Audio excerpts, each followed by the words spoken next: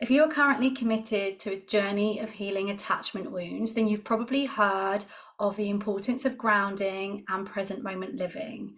In which case, stay tuned because in this video, I'm going to be giving you a simple and quite popular grounding technique.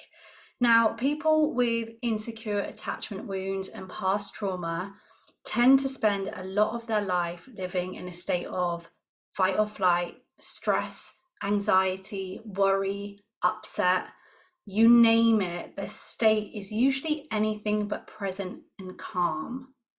Now, that is why grounding yourself, learning how to be present is so important. Those moments where you feel activated, those moments where you feel triggered, where you act out of character, you're going to give yourself the best chance of staying aligned with yourself, with making choices that feel good to you, if you are able to stay present. Well, the reality, for lack of better words, is that in those moments, we almost leave our body and we're not feeling like we're making conscious, aware decisions in those moments. So I love to give this grounding technique, mainly because all of the years that I've been working in mental health, this was a quick kind of go-to one that we would share as a first step. And the amount of people that found it really powerful just goes to show that I need to share this on my channel. So if you was to Google kind of the 5, 4, 3, 2, 1 grounding technique, you're probably going to find variations of this. The idea of this technique is it is to help you to create space when you're worried, space when you're overthinking, space when you're preoccupied. It's not to get rid of a problem.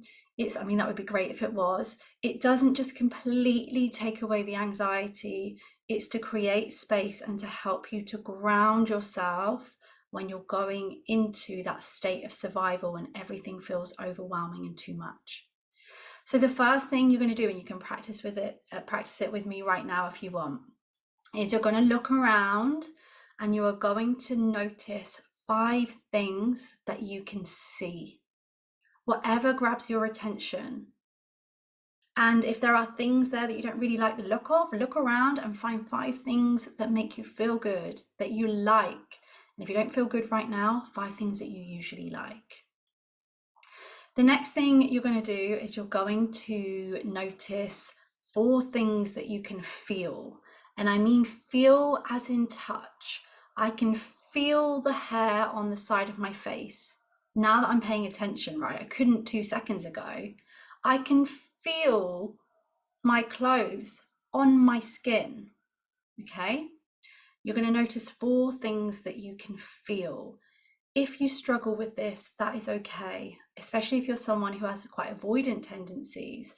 If you're someone who feels numb quite often, feeling things can be really difficult. So it's not that you can't do this, it's not that you can't ground, it's that this might be part of the difficulty that you're facing. If that's the case, then just create 4 feelings. Just touching yourself like that, okay? You can make that happen yourself. Next, you're going to notice 3 things that you can hear. I think this one's my personal favorite. So you just pause and you listen for 3 things that you can hear. I can hear the sound of the camera. I can hear the wind. Just now I knew I could hear a plane. You can hear the sound of my voice. If you can't find 3 things, that's actually great because it's going to take your attention for longer, because that's what we're doing here. We're retraining our attention. Then you're going to notice or think about 2 things that you can smell or you like the smell of. So immediately I'm thinking, I love the smell of coffee. Okay, it might be that you love the smell of cut grass. I know people might not like that as well. So 2 things you can smell or that you like the smell of. And finally, and this is my favorite, and I'm going to change it a little bit, because for this one, not only is it going to help you to ground, it's also going to help you with self-value, self-esteem, self-worth. I want you to consider 1 thing that you like about yourself. Some of you are really going to struggle with that. Some of you aren't going to be used to saying things that you like about yourself. Some of you are going to think, how can I say that? That's big-headed, that's awful. Take the inner critic and park it, and allow yourself to think of one thing that you like about yourself. It might be something like, I love that I make a great cup of tea. It might be that, I really love my arms. One thing that you like about yourself. When you do this, try and see if you can come up with a different thing that you like about yourself each time, just to expand on all the other benefits of that. Like I say, this exercise, some of you might not have even got through this with me before you're distracted.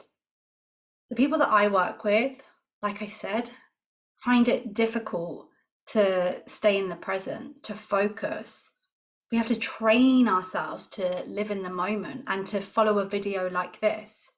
We have to train ourselves to not go and wonder and overthink about the person that we like at the moment and whether they've texted us or not. You have to train yourself not to worry all the time. So you might find that you're doing that exercise and you get distracted. That's okay, you bring yourself back to it. And that's what we have to do. We have to bring ourselves back to the present over and over and over again. And it does get easier.